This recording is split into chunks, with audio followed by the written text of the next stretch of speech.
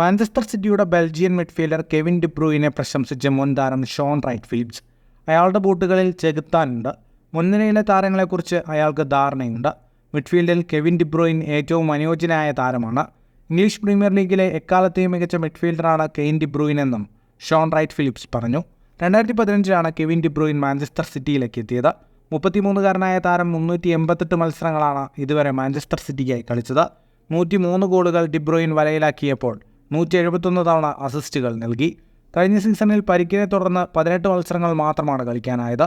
4 ഗോളുകൾ നേടിയപ്പോൾ 18 അസിസ്റ്റുകളും ബെൽജിയം താരം സംഭാവന ചെയ്തു. ഇംഗ്ലീഷ് പ്രീമിയർ ലീഗിൽ തുടർച്ചയായ 5ാം കിരീടമാണ് പെപ് ഗാർഡിയോളയുടെ മാഞ്ചസ്റ്റർ സിറ്റി ലക്ഷ്യമിടുന്നത്.